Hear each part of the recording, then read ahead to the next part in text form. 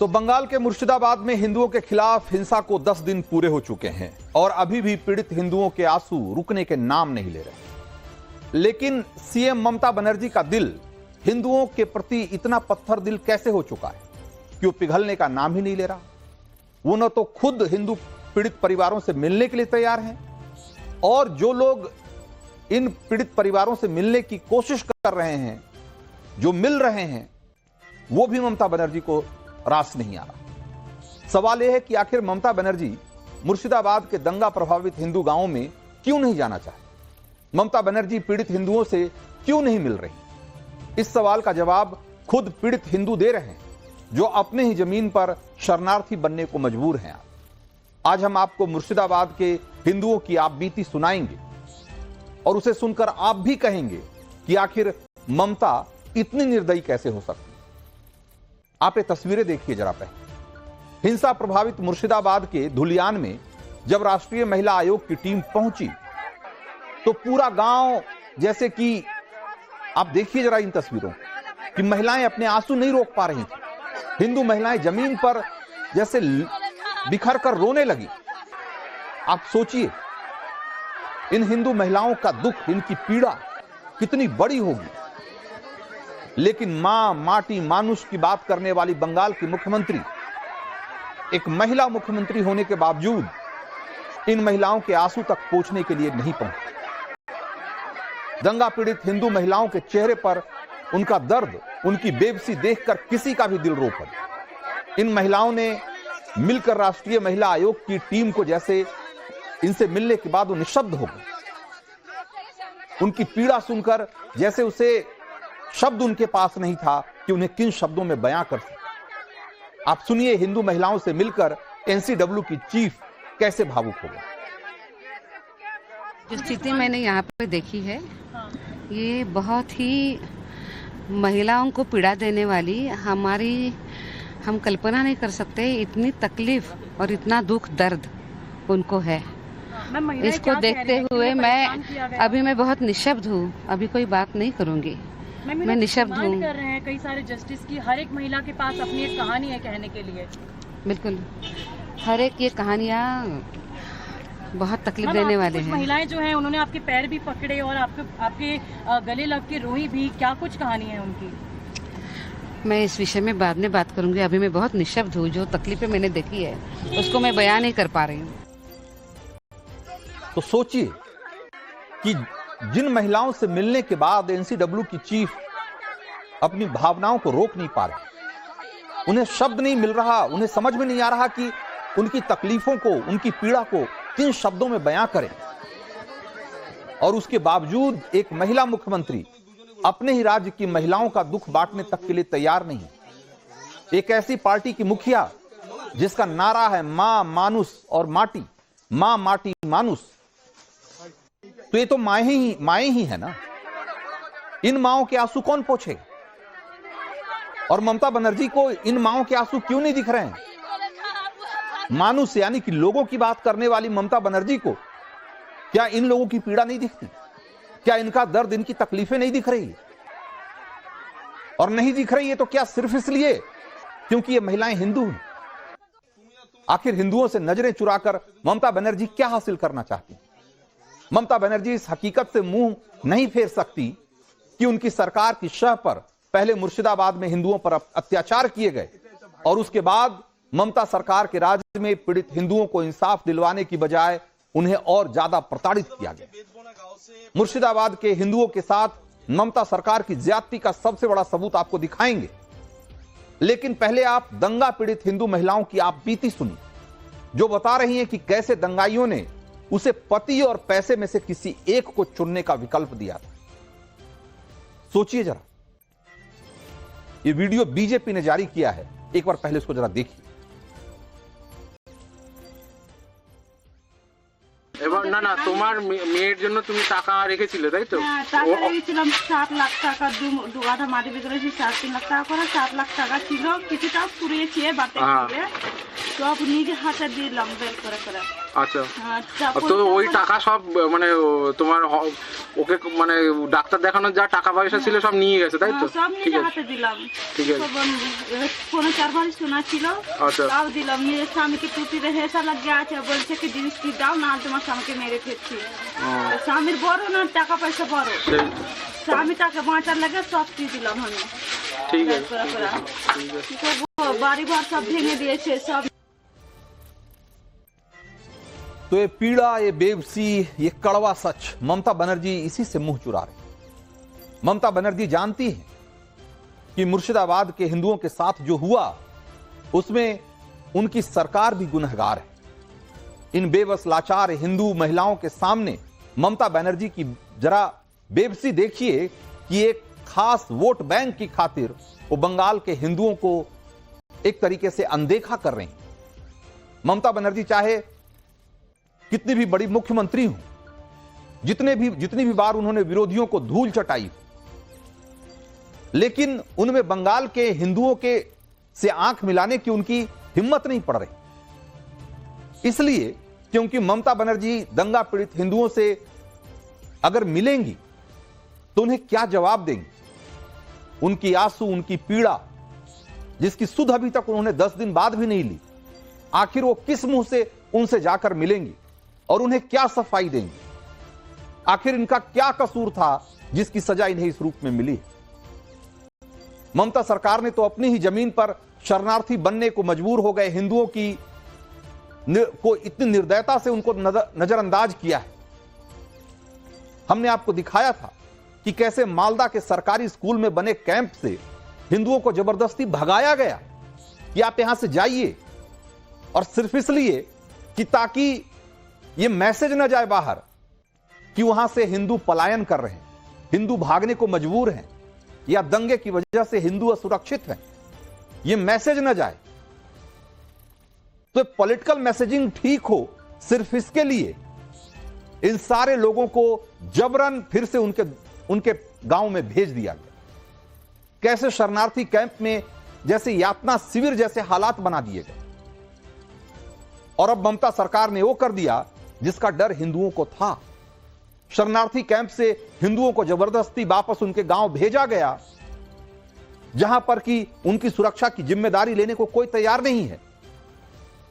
बेतबूना गांव में जबरदस्ती भेजे गए हिंदू अब सड़कों पर रहने को मजबूर हैं, क्योंकि उनके घर जला दिए गए थे। आप सोचिए कि सरकार की बेरहमी देखिए, ज्यादती देखिए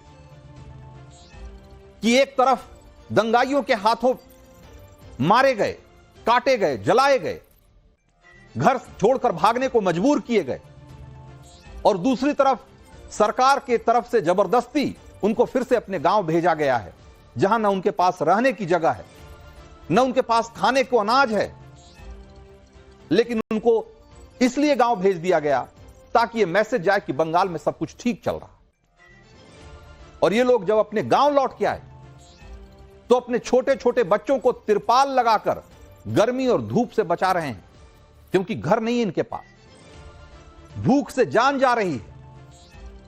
नवभारत की ग्राउंड रिपोर्ट देखकर आपको बंगाल के हिंदुओं की किस्मत पर रोना आ जाए, और ममता सरकार की इस बेरुखी पर, इस ज्यादती पर आपको गुस्सा आ सकता है। देखिए जरा। अब क्या चुनौतियां हैं आपके सामने, कैसे रुके हैं आप लोग? घर जाएंगे नहीं? घर तो जाएंगे, लेकिन हमारा घर ही नहीं है तो कहाँ जाएंगे? घर नहीं है, घर जला दिया, घर में जो सामान था वो सब लूट कर ले भाग गए, तो हम कहाँ जाएंगे और किस तरह से रहेंगे?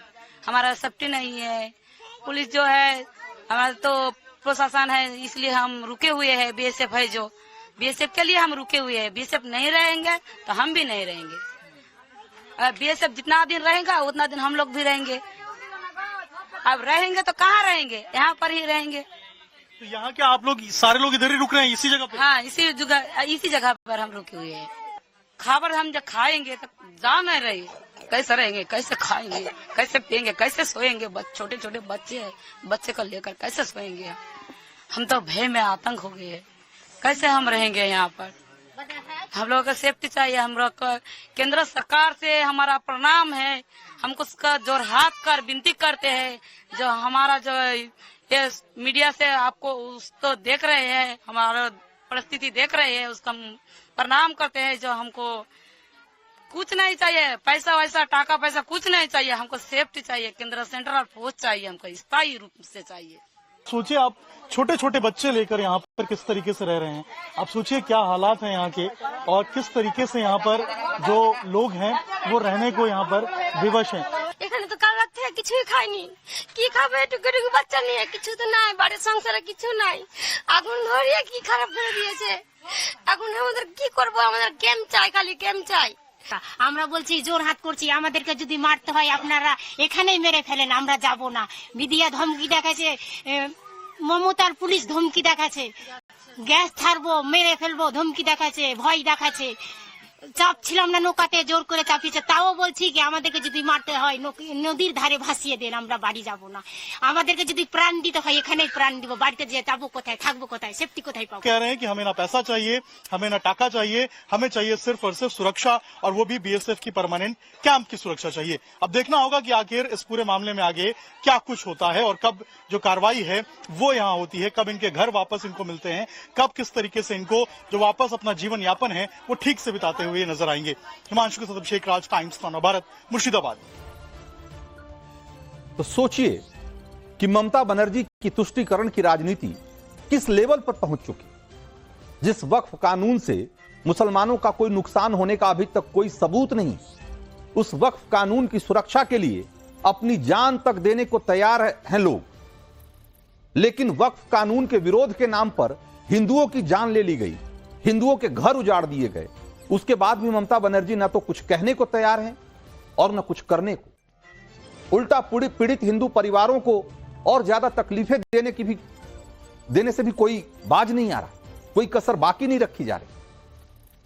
इसीलिए अब मुर्शिदाबाद के हिंदू कह रहे हैं कि अब बहुत हो गया, उन्हें किसी की ममता की जरूरत नहीं है, और उन्हें ममता सरकार पर भरोसा भी नहीं है, उन्हें केंद्र सरकार से उम्मीद है। मुर्शिदाबाद में हिंदू अब सड़कों पर उतरकर मांग कर रहे हैं कि उन्हें बीएसएफ की सुरक्षा चाहिए।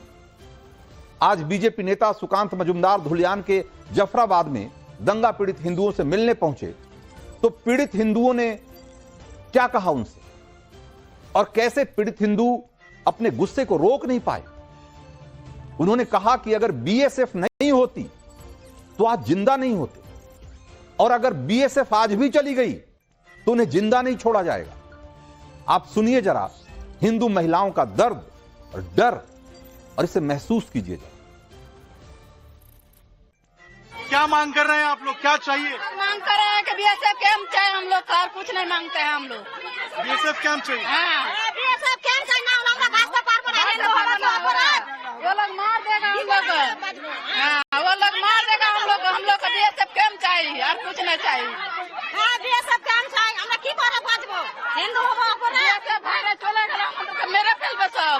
देखिए लोग बता रहे हैं बीएसएफ कैंप चाहिए, बीएसएफ कैंप के बिना सुरक्षित नहीं रहेंगे। क्या हुआ था उस दिन, अभी भी आप लोग को डर है? हाँ, डर है हम लोग को, अभी भी डर है। भाई लोग चल जाएगा, बीएसएफ भाई लोग चल जाएगा तो हम लोग को मार के फेंक देगा, कौन बचाएगा? पुलिस नहीं बचा सकता है कोई। अभी वो डर है हम लोग को जान में। रो रही हैं, और इस तरीके से ये आलम है, और अभी भी और छोड़ो है, बच्चा लोग नहीं आ सकता है, बिहार में है वो लोग नहीं आन सकते हैं भाई, डर से डर लग रहा है, कह रही हैं। और बीएसएफ कैंप की मांग को लेकर यहाँ पर तमाम लोग हैं। क्या चाहिए? हम है बीएसएफ कैंप चाहिए, हिंदू मार जाने ना, बीएसएफ कैंप चाहिए।